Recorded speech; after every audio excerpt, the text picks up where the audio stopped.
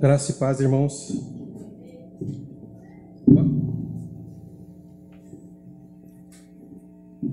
Quero convidar os irmãos a abrirem suas Bíblias no Salmo 8.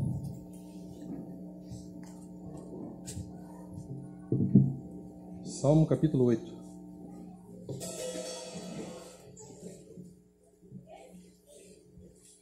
Salmo capítulo 8, versículo 4. O salmista nos diz assim: Que é o homem mortal para que te lembres dele? E o filho do homem para que o visites? Vamos ler novamente esse texto. Que é o homem mortal para que te lembres dele? E o filho do homem para que o visites? Vamos orarmos.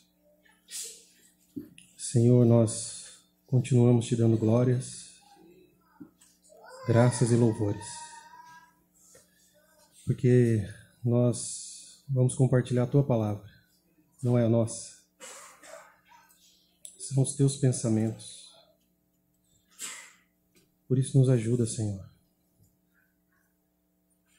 Nos socorre aqui nessa hora, uma vez mais, como o Senhor já tem feito. Que o Senhor possa jorrar luz nos nossos espíritos, também com a tua palavra, como já tem feito com os salmos, hinos, com os testemunhos aqui, Senhor, com compartilhar, com a tua mesa. Nos ajuda, Senhor. Pedimos o teu amparo e o teu socorro aqui.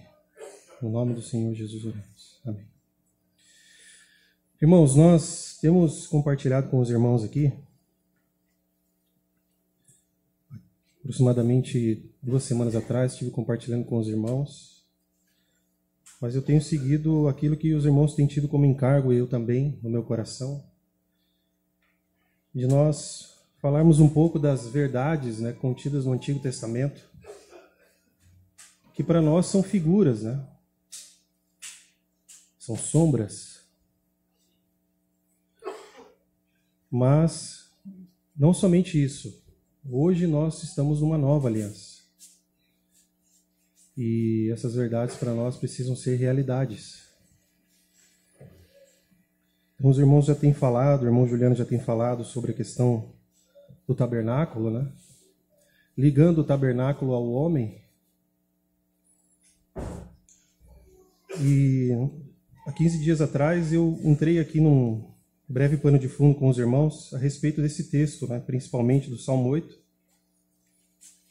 para acrescentar algo mais aí que os irmãos já têm falado, que é em relação à doutrina do homem segundo as Escrituras. Os irmãos me entendam bem. A Bíblia, de forma intrínseca e de forma implícita e explícita, trata desse assunto, usando realidades, figuras. E claro, a plenitude nós encontramos no Novo Testamento quando nós temos o nosso Senhor Jesus encarnado, o perfeito homem. Eu creio que Deus, em sua sabedoria infinita, veio tratando desse assunto, mas Ele tinha em vista o seu Filho.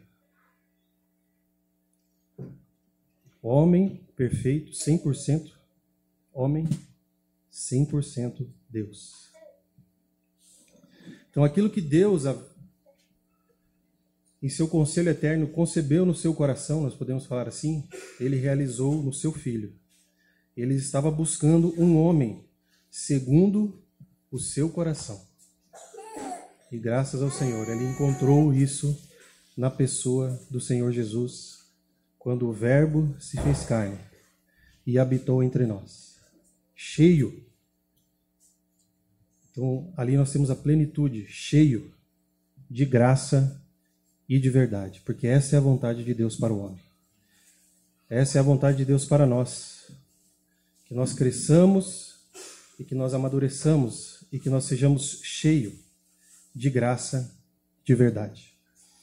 Então eu dei um pano de fundo aos irmãos, eu não vou voltar nesses assuntos que tratamos, que os irmãos podem até mesmo, os irmãos compartilharam no YouTube, Juliana? compartilhar lá do último, há 15 dias atrás. Os irmãos podem ouvir lá, né? Compartilhar para acrescentar algo que nós vamos seguir aqui. Eu falei para os irmãos, nessa ocasião, que nós íamos tentar responder essa pergunta aqui do Salmo 8, verso 4, que é uma pergunta muito difícil de responder. Então, nós vamos tocar aqui só na orla das vestes, né, irmãos? E peço para os irmãos anotar isso aí tudo a lápis, tá?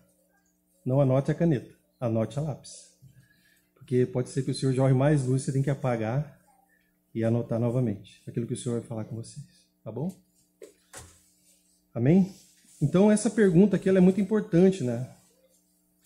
Porque nós temos aqui Davi, um jovem de aproximadamente 15 anos, no deserto. E nós sabemos que o contexto aqui é a contemplação do nome de Deus na sua criação. Quão admirável é o teu nome, Senhor. Então, Davi admira aquele jovem só junto com as suas ovelhas, pastoreando essas ovelhas no deserto. Ele olha para a lua e para as estrelas. E ele consegue, de alguma forma, por revelação, ver o nome do Senhor ali. E ele diz então, quão admirável é o teu nome, Senhor, em toda a terra. Mas essa pergunta, ela precisa ser respondida com a Bíblia, né, irmãos? Então nós tratamos rapidamente um pouco sobre a vida de Abraão, a vida de Sara, quando aparece a primeira vez ali essa palavra visites, né? Que está contido aqui nesse Salmo 8. O que é o homem, né? Para que o visites. Essa palavra aparece a primeira vez lá em Gênesis 21, quando o Senhor visitou Sara. Então deixa claro para nós aqui, até mesmo com o capítulo ali 2 de Gênesis, que Deus visita os homens, porque Deus visitava Adão toda a viração da tarde. Então o nosso Deus é o Deus que visita os homens. E também ali está contido que Deus não somente visita, mas também Deus se lembra. Porque nós também vimos aquela palavra que aparece a primeira vez, né, lembrar, na vida de Noé. Quando Noé estava lá 150 dias já dentro da arca. E o Gênesis capítulo 9 vai dizer assim, que Deus se lembrou de Noé. 8 ou 9. Deus se lembrou de Noé.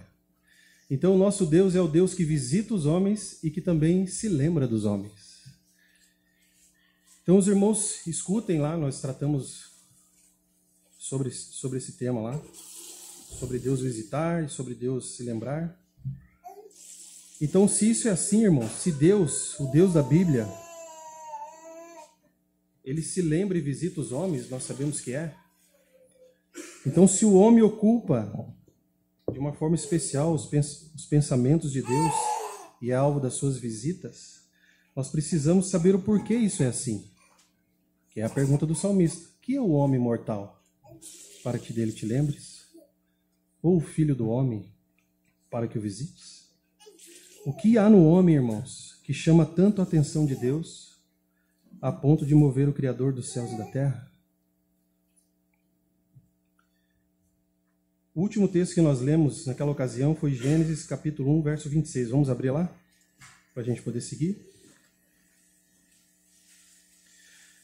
Porque, irmãos, Gênesis capítulo 1, verso 26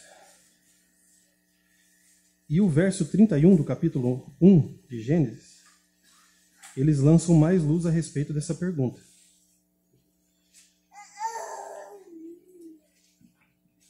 Porque o Salmo 8 vai dizer para nós que Deus coroou o homem de honra e de glória. Não é isso que está escrito lá? Deus, essa palavra significa cercar. Deus cercou o homem de honra e de glória. Então o homem, ele se diferencia de toda a criação de Deus. E por quê? Essa é a pergunta de Davi. Que é o homem, para que dele te lembres? E o filho do homem, para que o visites? Então, se você ler com calma o verso 26 do capítulo 1 e o verso 31, irmãos, nós temos então aqui a resposta. De forma introdutória. Porque Deus não somente criou o homem à sua imagem e sua semelhança. Conformes, né? Diz ali. Façamos o homem conforme a nossa imagem e semelhança. Mas Deus também deu domínio para o homem. Domine ele sobre os peixes do mar, sobre as aves do céu, sobre todo réptil que se move sobre a terra. Domínio. Com qual objetivo? De sujeitar a terra. Por quê? Porque a terra se tornou um reduto rebelde com a queda de Satanás e os seus anjos. A terra, de certa forma, foi corrompida. Então Deus cria o homem à sua imagem e semelhança. E introduz nesse homem que ele criou a sua dignidade. A sua imagem. Mas não somente isso. Deus também dá honra para ele. Não somente glória, mas também honra. Quando confere a ele domínio. Para que a partir do jardim do Éden, o jardim do deleite, o próprio nome do jardim já diz, o homem, criado à imagem de Deus, com domínio sobre toda a terra, se deleita em Deus, e a partir desse deleite, ele traz todas as coisas sujeitas aos pés do Criador. Por isso que o último versículo do Salmo 8 diz, ó Senhor, Senhor nosso, quão admirável é o teu nome sobre toda a terra. Essa era a vontade de Deus para Adão, para Eva e para todos os homens. Que a partir do jardim do Éden o homem avançasse no temor do Senhor, crescendo em graça e sabedoria diante de Deus, em estatura. E esse homem coletivo trouxesse novamente todas as coisas debaixo dos pés do ungido de Deus. Mas nós sabemos, né, irmãos? Gênesis 3:7 fala que houve uma tragédia. Esse homem que foi criado à imagem de Deus, que recebeu a dignidade de Deus, esse homem que recebeu domínio para dominar sobre toda a criação de Deus, ele deliberadamente decidiu divergir dos princípios de Deus e passou a seguir os seus próprios caminhos.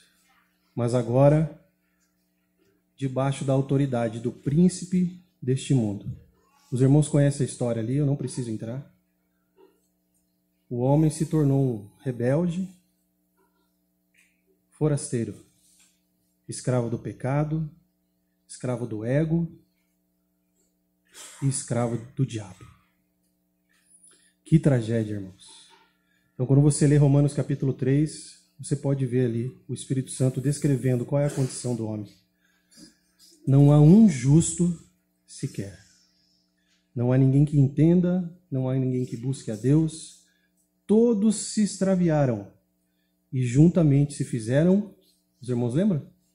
Inúteis.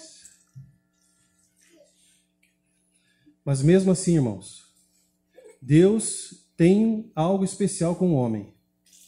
E eu quero falar isso para os irmãos, mas à luz do eterno propósito de Deus em Cristo Jesus. Não perca isso de vista, porque senão você vai arrumar confusão. O eterno propósito de Deus é Cristo. E tudo aquilo que está em Cristo, tudo que está fora de Cristo, perdeu seu valor para Deus. Por isso que quando nós vamos lá no Novo Testamento, mais de 375 vezes aquela palavrinha tão cara aparece. Em Cristo. O amor de Deus que está em Cristo. A salvação que está em Cristo. Mas, irmãos, essas palavras, honra e glória, elas precisam falar muito nos nossos corações. Porque quando você e eu fomos salvos, quando nós somos regenerados pela palavra, quando nós somos levantados pelo Senhor da morte, assim como Lázaro foi, porque essa ressurreição já aconteceu nas nossas vidas, amém? Depois que nós fomos salvos, o Senhor retomou esse assunto em relação ao homem conosco. E de forma individual e de forma coletiva. Porque Deus tem em mente essas duas coisas em Cristo Jesus. O indivíduo e o coletivo. Então o salmista ele afirma ali no Salmo 8 que Deus coroou o homem de honra e de glória. Nós precisamos saber o que é isso, irmãos. O que consiste essa imagem no homem e essa semelhança? O que consiste essa glória que Deus conferiu ao homem? E essa honra? É interessante que o Salmo 8 ele forma um quadro perfeito, né? Que o salmista está ligando a sua criação, a criação de Deus, ao homem. Porque nós sabemos, o homem é um resumo da criação. Por isso que no verso 31 de Gênesis capítulo 1, quando Deus termina de criar o homem e confere domínio a ele, o que o Senhor fala? Eis que é muito bom. Muito bom. Irmãos, Deus tem uma glória. E Ele colocou essa glória de forma especial no homem, e essa honra. Ele tem dignidade. Mas também Deus, de forma maravilhosa, colocou a sua assinatura na sua criação. E Deus nos chama a contemplar essas coisas e a admirar. Assim como Davi fazia. E isso é um exercício saudável espiritual. Olhando para Cristo como o centro de todas as coisas, nós podemos olhar para a criação e adorar o Senhor. Amém? A Bíblia nos fala que Deus é Pai, Filho e Espírito Santo, Elohim. E que esse único Deus é um Deus verdadeiro, é um Deus pessoal, ele se manifesta de forma plural. O Pai é o Pai, que é diferente da pessoa do Filho. O Filho é o Filho, que é diferente da pessoa do Espírito Santo. Mas os três têm a mesma dignidade. Os três são Deus. Elohim. Deus que se manifesta de forma plural. Três em um. Três em uma única essência. Amém? É interessante a gente notar, irmãos, que Deus deixou sim essa assinatura na criação. De forma maravilhosa. Vamos ver algumas características dessa assinatura de Deus em sua criação. Por exemplo, irmãos, nós sabemos que o nosso planeta e o universo eles são regidos por leis. Leis imutáveis. Então, quando nós contemplamos essas leis, que tantos homens já conseguiram descobrir essas leis, que Deus estabeleceu na sua criação, tudo funciona de uma forma maravilhosa. Em harmonia, em sincronia, não é verdade? Porque há leis. Quando nós olhamos para essa lei, para essas leis que não mudam, então nós olhamos para elas e chegamos a qual conclusão? Que essas leis são eternas. Assim como nosso Deus é eterno. Amém? As leis da natureza, por exemplo, que já estão mais perto de nós, essas leis estão aí estabelecidas por Deus e nós não podemos pegar nelas, nem apalpá-las, não é verdade? Então isso fala para nós que essas leis são transcendentes, assim como nosso Deus é transcendente. Vamos dar um passo a mais. Nós sabemos que Deus criou o quê? O reino mineral, vegetal e animal. Olha a sua assinatura aí. 3. Reino vegetal, mineral e animal. Tudo combina com ele. Amém? Por exemplo, o tempo. Nós temos passado, presente e futuro. Amém, irmãos? Manhã, tarde e noite. O Senhor é maravilhoso. Horas, minutos e segundos. Como admirável sabedoria. No espaço, irmãos, nós temos largura, altura e profundidade. A base da matéria, para quem é cientista aí ou quer ser, eu não entendo nada disso, mas eu fico maravilhado. Prótons, nêutrons e elétrons. Cada base dessa também é dividida em 3, mas eu não sei falar para os irmãos quais são, mas é maravilhoso. O estado básico da matéria: sólido, líquido e gasoso. E para quem é músico aí, fala, Juliana, quais são? Harmonia, melodia e ritmo. Amém. Ó Senhor. Para quem é músico, melodia, harmonia e ritmo. Amém? Então, esse quadro é maravilhoso, irmãos. Porque Deus colocou sim a sua dignidade na sua criação. Mas o que ele fez com o homem foi algo especial.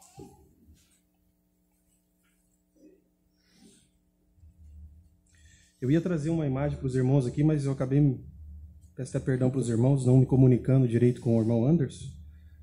Nós estamos sem o computador. Mas, irmãos,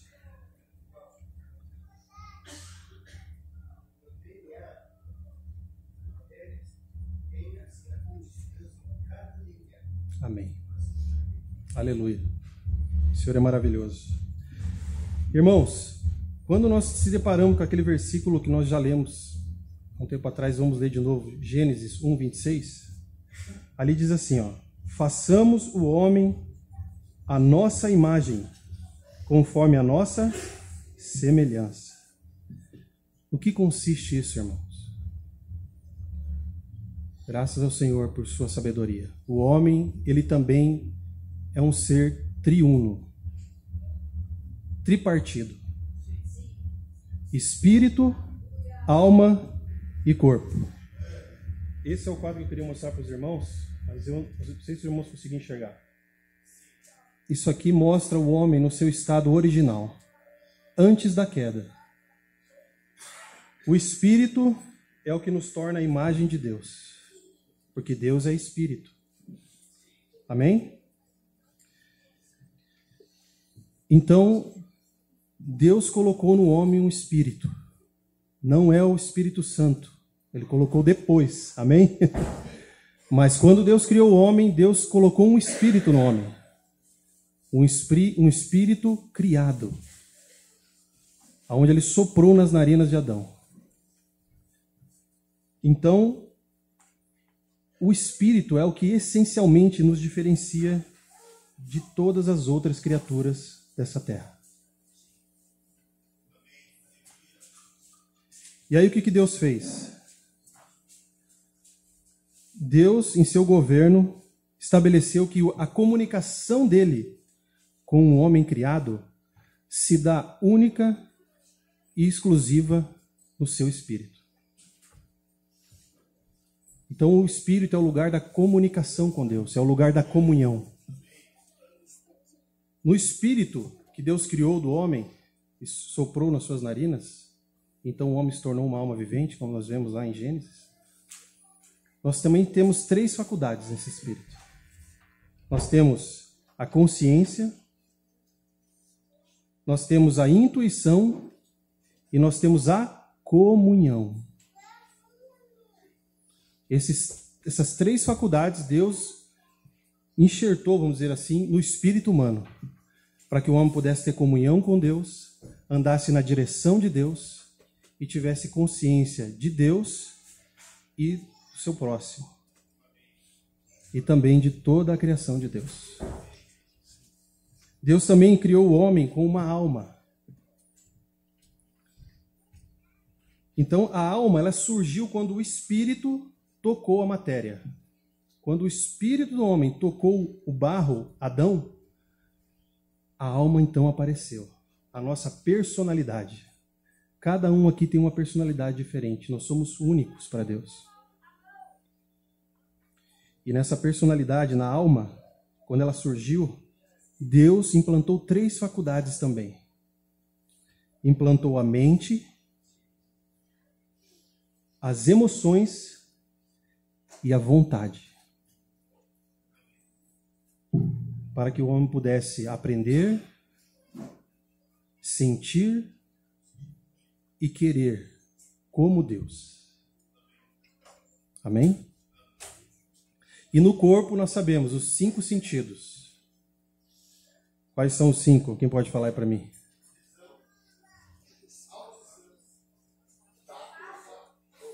E paladar.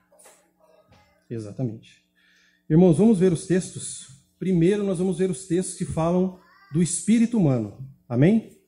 Então vamos lá. Vamos ver um texto. Provérbios 20, 27. Diz assim, ó. O espírito do homem. Os irmãos acharam? O espírito é de quem? É de Deus ou do homem? Do homem. O espírito do homem é o quê? A lâmpada do Senhor, que esquadrinha todo o interior, até o mais íntimo do ventre. Então, o espírito do homem é a lâmpada do Senhor. Vamos ver mais um texto? Zacarias 12, 1.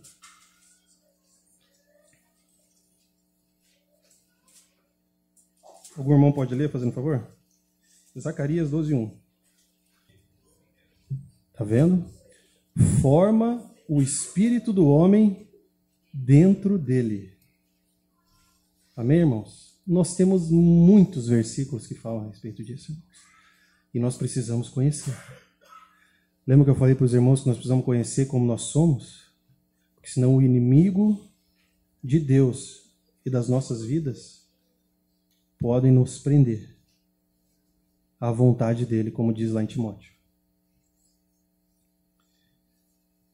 Irmãos, nós temos muitos outros textos. Depois eu mando os textos para os irmãos no que diz respeito àqueles 3 elementos que estão no espírito do homem: intuição, consciência e comunhão. São as faculdades para que o homem pudesse se relacionar com Deus na luz. Por isso que o Espírito é a lâmpada, né, do Senhor. Amém? Pode? Na verdade, há um espírito no homem, e o sopro do Todo-Poderoso faz sábio. Amém. Glória a Deus. Vamos ver então a questão da alma. A alma constitui a inteligência do homem.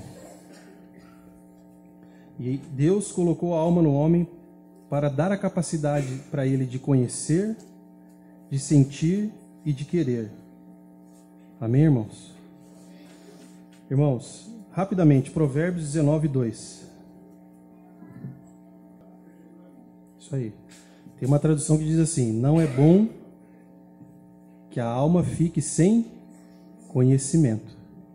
Aqui está falando a respeito da mente, irmãos. Está vendo? Assim como não é bom ficar na alma sem conhecimento, é para aquele que se apressa por Deus. Exatamente. Não é bom, irmãos, que a mente que o Senhor te deu não seja exercitada. É pecado. É isso que o texto está falando. Agora, se você tem uma mente muito rápida, cuidado também. Porque também é pecado. Por quê? Porque essa alma foi criada para andar em sujeição a Deus, a mente.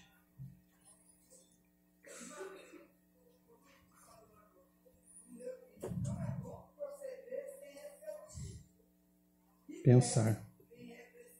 Exatamente. Tomar decisão sem pensar é pecado. O Senhor nos ajude. Vamos lá. Emoções. Salmo 42, 5. Algum irmão pode ler lá rapidão para mim? Pode soltar a voz, irmão. Salmo 42, 5. Porque estás abatida, ó minha alma. Depressão é um sentimento. Ansiedade. Vamos só para complementar. Salmo 86, 4. Salmo 86, 4. Alegra, Senhor, a alma do teu servo. Alegria é um sentimento. Amém? Irmãos, o Senhor também colocou na alma do homem a vontade. Depois eu mando os textos para os irmãos, vamos avançar. Nós todos sabemos o que é vontade, né? Nós somos cheios de vontade. O Senhor tenha misericórdia de nós, da vontade. E nós temos o corpo, que é a matéria em si, feita do pó da terra. Quando Deus colocou as suas mãos naquele pó da terra e formou o boneco Adão, soprou nas suas narinas e o homem passou a ser alma vivente. Então nós temos o espírito, a alma e o corpo. Amém, irmãos? Isso é maravilhoso. Depois eu mando os textos para os irmãos. O irmão Juliano fez uma ligação maravilhosa em relação ao homem tripartido, tricotômico com o tabernáculo. Certo, irmãos? E como eu falei aqui no início desse compartilhar, Deus colocou várias figuras e sombras, não somente no tabernáculo, mas também até mesmo em livros da Bíblia. Nós podemos ver essa alegoria, essa sombra, de forma maravilhosa, irmãos. Por exemplo, o átrio, o irmão Juliano nos falou, até mesmo nos mostrou, está ligado ao corpo do homem, certo? É o corpo do homem. Então é a parte exterior do tabernáculo, né, que corresponde ao corpo. Era ali exatamente onde acontecia o quê? O sacrifício, não é verdade? O que Paulo fala para nós em Romanos 12:1? Apresentei os vossos corpos como sacrifício vivo, santo e agradável a Deus. O teu corpo não é teu. Se você não sabia disso, está sabendo agora. O Senhor é para o corpo e o corpo é para o Senhor. O que Paulo fala também? Que nós devemos o quê? Nós devemos oferecer os nossos membros ao Senhor como vivo dentre mortos. O teu corpo não é mais para você, para seu ego, para o seu eu. É para o Senhor. E o meu também, irmãos. Não é mais para o nosso desfrute. Então nós temos que apresentar os nossos corpos como sacrifício vivo. Amém, irmãos? O Senhor é maravilhoso. Vamos ligar agora o corpo do homem ao átrio exterior e também ao livro de Eclesiastes. Amém, irmãos? Qual é o texto principal do livro de Eclesiastes?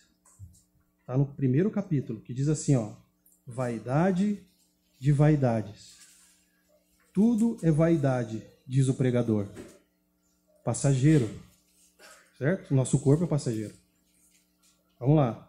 Que proveito tem o homem de todo o seu trabalho que faz debaixo do céu? O que ficava debaixo do céu lá no tabernáculo?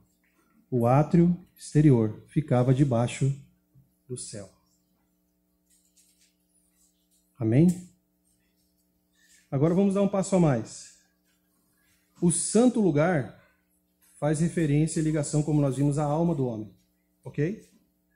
Então, assim como o olho humano não podia contemplar lá dentro do santo lugar, nós também não podemos contemplar a alma uns dos outros. Eu não consigo olhar para dentro da alma do Tiago e falar o que o Tiago está pensando, o que o Tiago está sentindo, o que o Tiago está querendo, né?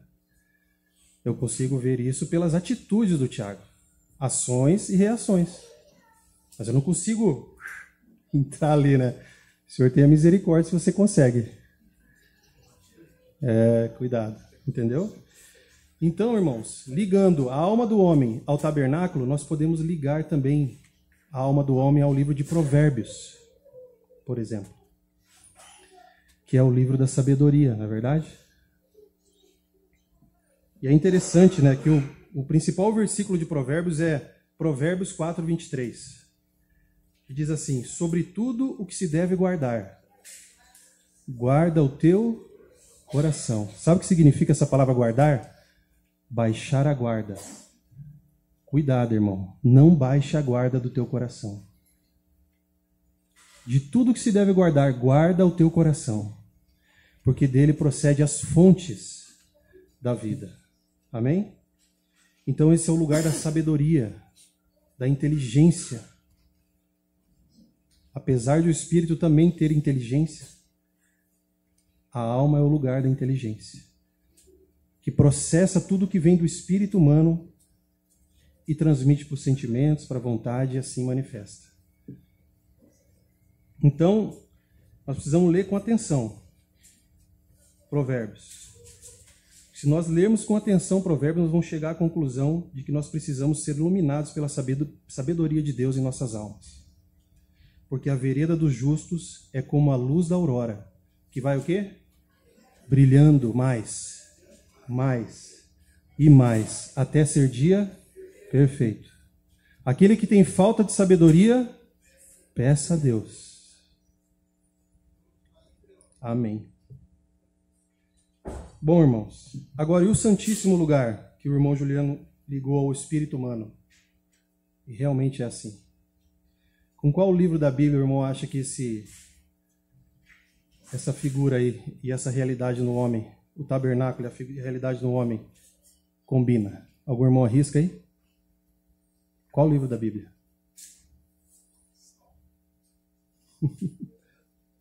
Sim. Cantares. Cantares, Salomão. Os irmãos concordam? Porque o espírito do homem corresponde ao tabernáculo, ou seja, o lugar da consciência e da presença de Deus. Não era assim? No tabernáculo ali não era o lugar onde Deus se encontrava com o sumo sacerdote uma vez por ano? Então o espírito humano é o lugar do encontro com Deus. É o lugar da comunhão com Deus. E se nós lemos o livro de Cantares, nós vamos ficar maravilhados.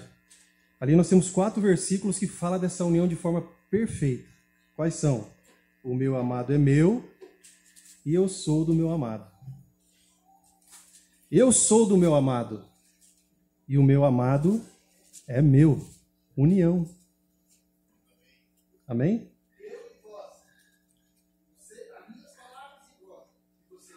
Amém? Exatamente. Eu neles, tu em mim, para que eles sejam perfeitos em unidade. Eu sou do meu amado e ele me tem afeição. E tem um que eu acho maravilhoso, irmãos, que é o Cantares 8:7.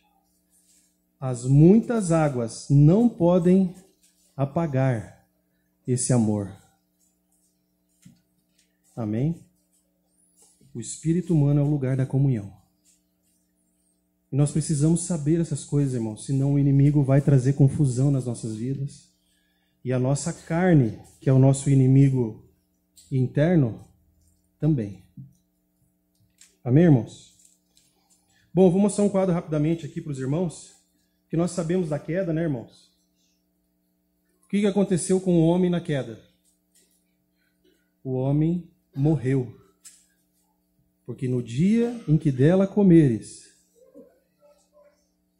se abrirão os vossos olhos e sereis como Deus, sabedores do bem e do mal. Não foi isso que a serpente falou? Como Deus.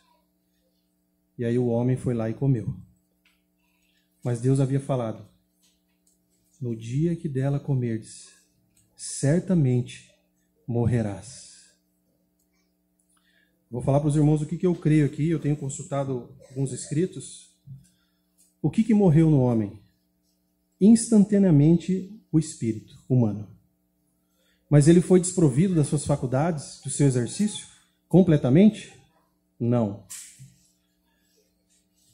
Ficou apenas a consciência. Deus preservou. Pela sua infinita misericórdia. Mas Deus, que é riquíssimo em misericórdia, Ele preservou a consciência. Mas, infelizmente, o homem natural está com a sua consciência a serviço das trevas. E, de alguma forma, a sua intuição segue esses caminhos, porque sua intuição está obscurecida. E ele está separado da vida de Deus, como diz lá em Efésios, no capítulo 4. Ele está na escuridão completa. É como Paulo fala, né? Falou para aqueles sábios lá em Atenas, né? Vocês estão tateando. E ele não está longe de vocês. É assim que está o homem. Tateando. Eles até colocaram um altar lá, o Deus desconhecido, né? Não é que eles serviam, amavam e adoravam o Senhor, não. É porque eles eram tão idólatras que eles temiam não levantar um altar para qualquer Deus, porque eles tinham medo da retaliação dos deuses.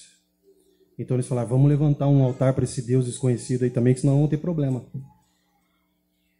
Mas eles estão na obscuridade. Por isso que Paulo fala assim, não andem mais como andam também os outros gentios, na vaidade da sua mente, separado da vida de Deus pela ignorância que há neles, pela dureza dos seus corações. Nós éramos assim. Foi lido um texto hoje aqui na abertura, irmãos. Nós éramos o quê? Odiosos. Noutro tempo. Nós nos odiávamos uns aos outros. Nós estávamos separados da vida de Deus. Filhos da ira. E aí a lista vai, né, irmãos? Mas, quando chegou a plenitude dos tempos, Deus enviou o seu Filho, nascido de mulher, nascido sob a lei, para fazer o quê? O que estavam debaixo da lei, sob condenação. Sabe o que Deus rico e misericórdia fez com as nossas consciências? O que diz Romanos capítulo 2? Ele gravou a sua lei nas nossas consciências. Rico em misericórdia. Porque se a lei não dissesse, não cobiçarás, eu não saberia o que é cobiça. Eu não saberia que eu sou um pecador arruinado e eu não teria necessidade de um Salvador. Por isso que Deus foi sábio. Deus poderia ter enviado seu filho antes? Não. Ele precisava trabalhar com a humanidade. 4.000 anos. Quando você se depara com aquela palavra longânimo, você tem que se dobrar. Porque Deus lidou com a raça humana 4.000 anos para poder nos salvar.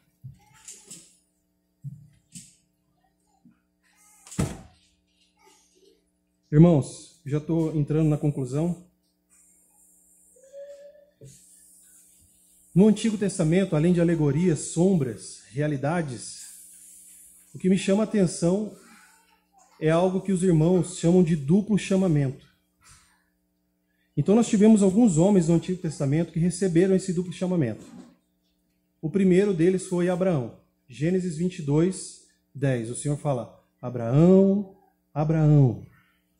E Abraão fala, eis-me aqui. Deus não joga a palavra fora. Deus não simplesmente falou, vou falar, escapou, falei 2 vezes o nome de Abraão. Não. Tudo aquilo que Deus fala é muito importante. E está intimamente ligado com o nosso ser, com a nossa composição. Deus fala para Jacó também. Gênesis 46, 2. Jacó, Jacó. Um duplo chamado.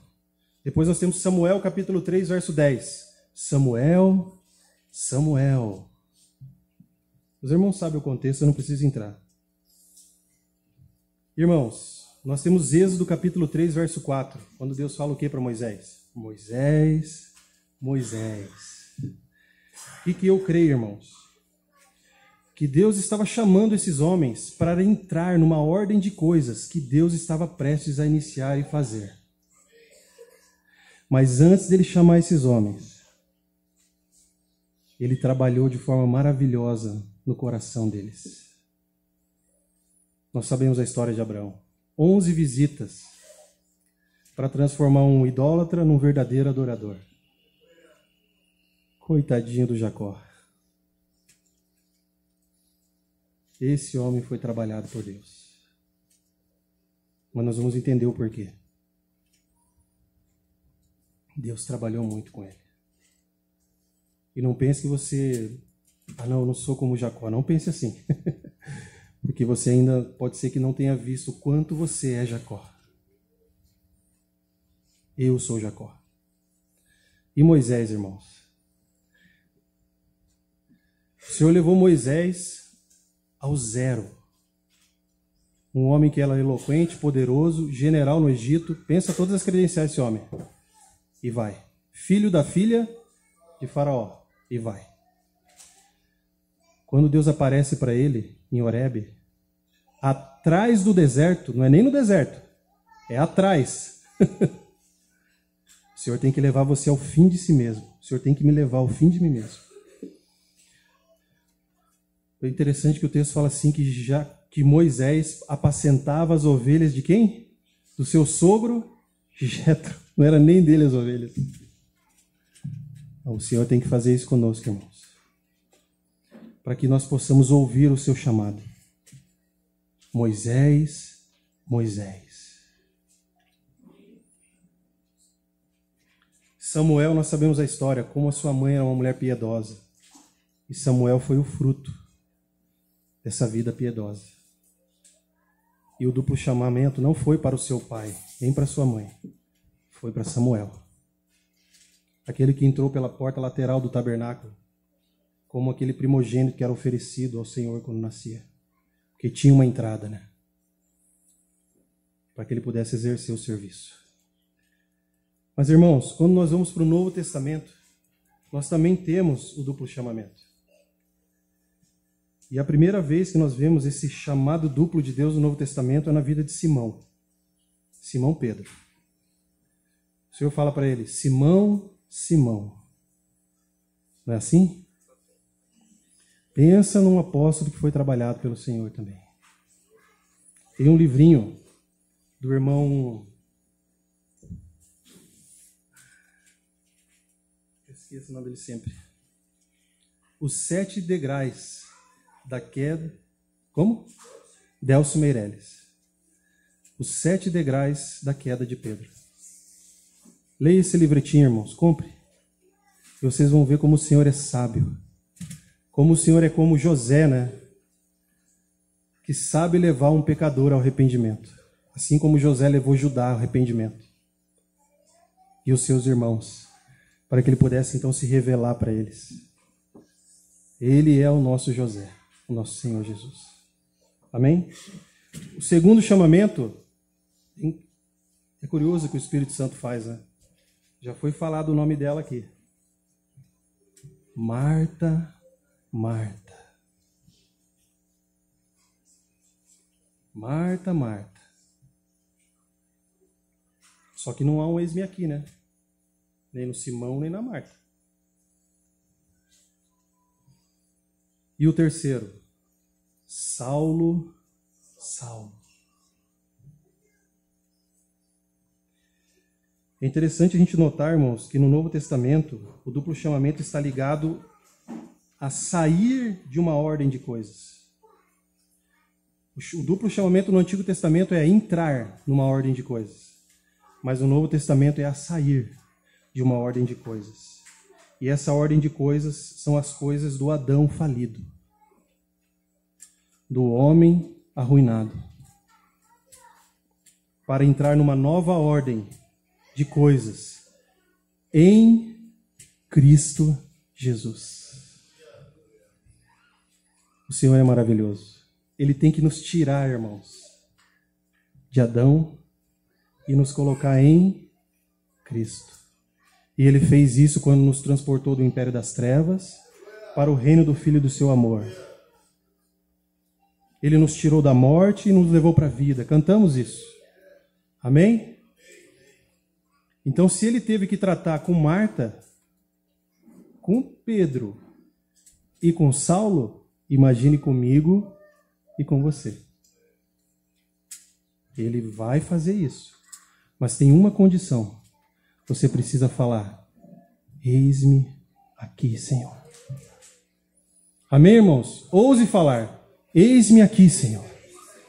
Eis-me aqui, Senhor. O Senhor trabalhou muito na vida de Simão, muito na vida de Marta e na vida de Saulo. E aqui eu quero colocar esse trabalhar num aspecto central, que é a alma desses 3 irmãos, vamos dizer assim. Irmãos. Pedro, Marta e Saulo. Porque o espírito do homem, quando regenerado, já está pronto. Não é isso que o Senhor falou? O espírito está pronto. Mas esse espírito precisa crescer em graça. Graça salvadora já aconteceu. Graça capacitadora, graça sobre graça. Graça precisa crescer. O corpo Nós sabemos, irmãos, o corpo é para o Senhor e o Senhor é para o corpo. O que precisa acontecer com o corpo? Nós precisamos ofertar ao Senhor. Mas o nosso corpo vai ser regenerado, num piscar de olhos, naquele grande dia, na ressurreição. Amém. Glória a Deus. Agora é a nossa alma.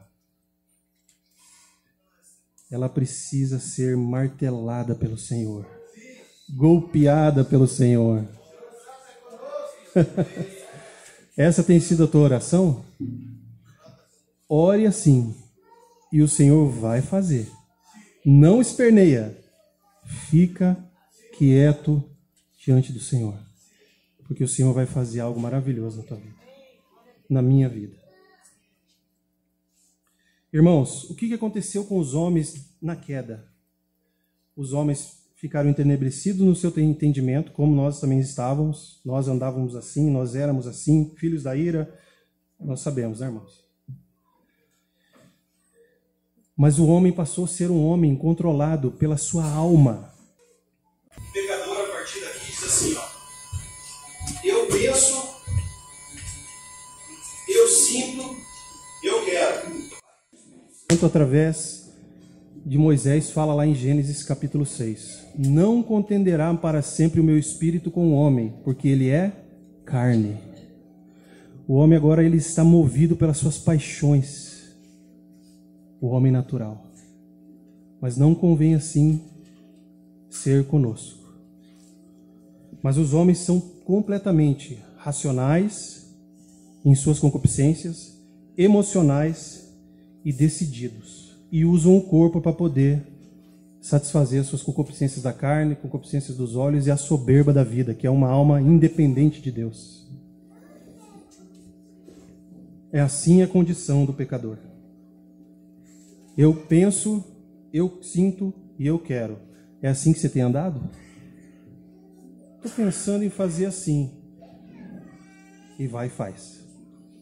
Porque já sentiu assim e quis assim. Mas é curioso, irmãos, que se você olhar para as características de personalidade dos homens, né, no pecado, é que tem algo que vai ressaltar, algo que vai ser agudo na vida daquele pecador.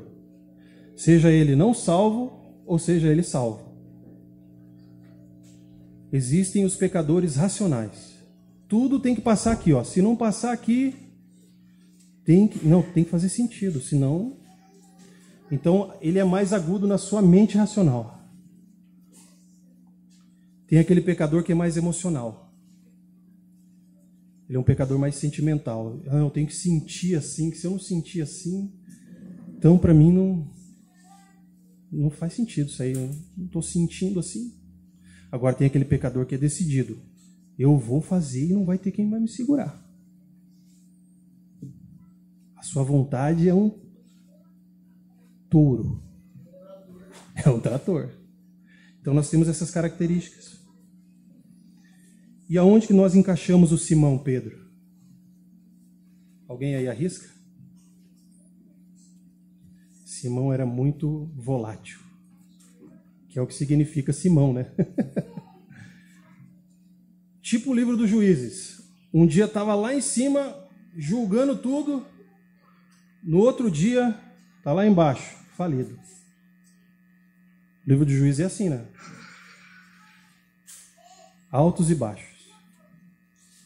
Porque está sendo governado pelos seus sentimentos. Assim era o Simão Pedro. Simão Pedro era um homem muito emocional. Ora estava alegre, ora estava abatido. Davi também era assim. Nós somos assim. Mas há aqueles que são mais agudos nisso. E a gente consegue perceber. E nós temos que ter misericórdia. Principalmente no meio da igreja. Amém, irmãos? Lembram de Marcos 8, 31 ao 32? Eu vou ler para os irmãos aqui. Quando o Senhor está ensinando os discípulos, diz assim: E começou a ensinar-lhes que importava que o Filho do Homem padecesse muito e que fosse rejeitado pelos anciãos e principais sacerdotes e pelos escribas, e que fosse morto. Rejeição é um sentimento, certo? mas depois de 3 dias ressuscitaria, e dizia abertamente essas palavras. E Pedro o tomou à parte e começou a repreendê-lo. Pedro o tomou à parte e começou a repreendê-lo. Tem piedade de ti, Senhor. Tem compaixão de ti. Ele era um homem cheio de compaixão. Tem compaixão de ti. Lembra naquela outra ocasião que o Senhor estava lavando os pés dos discípulos? O que Pedro fez? Não, Senhor. É demais para mim. Os sentimentos de Pedro. Não me lavarás os pés. E o Senhor, com a sua misericórdia, trabalhando na alma dele. E nós sabemos que Deus transformou Pedro. Pedro se tornou um ancião, um presbítero, e um homem que amou e dedicou a sua vida ao Senhor. Mas primeiro o Senhor teve que trabalhar no coração dele. Ele negou o Senhor 3 vezes. Mas o Senhor foi lá e restaurou Pedro. Pedro, João capítulo 21, tu me amas? Tá vendo? Pedro, tu me amas?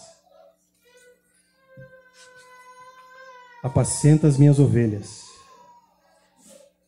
Pedro, tu me amas? Pedro estava sendo trabalhado pela luz do Senhor ali nos seus sentimentos. E a conclusão que ele fala: tu sabes que eu te amo, Senhor. Marta já era uma pecadora racional. O irmão falou aqui, deu ênfase, né? Eu sei que o meu irmão há de ressuscitar no último dia. Eu sei. Marta era muito intelectual. Quando ela viu sua irmã Maria sentada aos pés do Senhor, aquela cena deu uma convulsão na mente dela. Como não é justo? Eu estou aqui, atarefada, cheia de coisa, para servir o Senhor. E a minha irmã está aos pés do Senhor, ouvindo a sua palavra. Senhor! E aí mandando o Senhor repreender Maria, né? Porque é assim, né?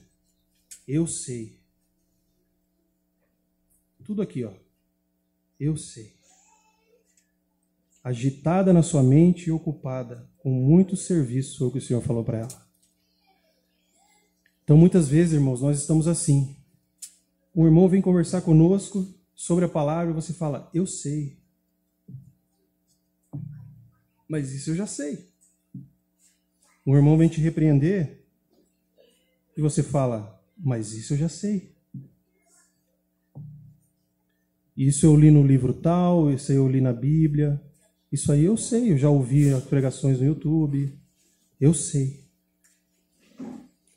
E o eu sei dela impediu ela de ver o Senhor como o eu sou. Tá vendo? O eu sei te impede de ver o Senhor como o Senhor é o eu sou.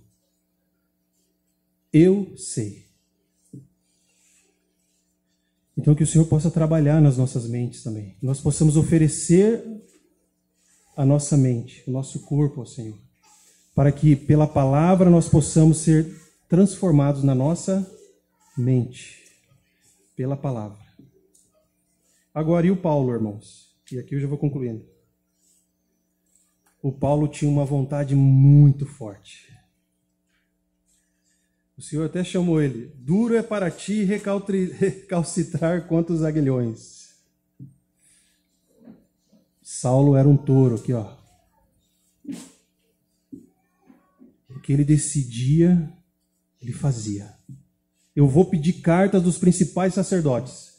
E eu vou buscar esses judeus desviados lá em Damasco. Assina aí. E foi. A vontade dele como um cavalo. Forte, firme, como um touro. E aí ele teve um encontro com o Senhor. E é interessante que o texto diz assim. Olha como a vontade de Paulo era forte, irmãos. Atos 9:36. Indo no caminho, Aconteceu que, chegando perto de Damasco, subitamente o cercou um resplendor de luz do céu, e, caindo em terra, ouviu uma voz que lhe dizia: Saulo, Saulo, por que me persegues? Olha o que Saulo disse. E ele disse: Quem é, Senhor?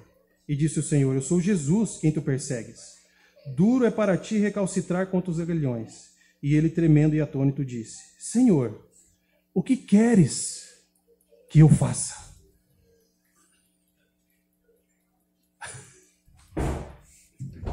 A vontade é muito forte. Ninguém segura. Senhor, já de cara, na conversão dele, o que tu queres que eu faça? Aí o Senhor sábio, né? Fala assim para ele: entra na cidade, e lá te será dito o que deves fazer. Quem chegou para ele lá? Ananias. Oh, Deus. Um certo discípulo. Piedoso, testemunho. Graças a Deus pelo desse irmão. Mas não é assim com Deus. Eu vou fazer. E não importa o que os irmãos estão falando. Cuidado. Entra na cidade, vai na igreja. Se aconselha. Ouve os irmãos. Porque o Senhor trabalha assim. Amém? Atos 22 é muito interessante também. Que Ananias, e ali é algo citado pelo próprio apóstolo lá. Ele fala assim que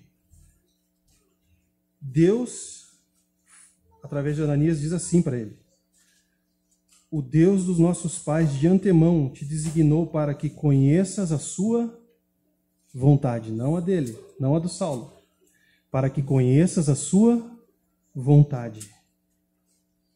Então, irmãos, Saulo teve que ser trabalhado. Sabe quantos anos? 15 anos.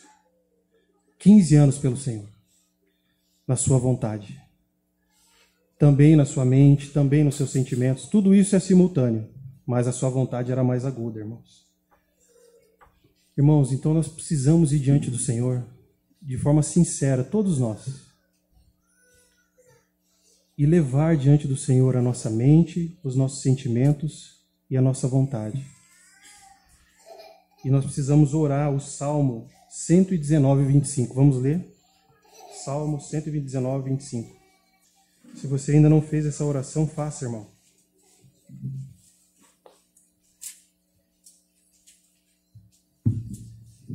Salmo 119, 25 diz assim: a minha alma está apegada ao pó.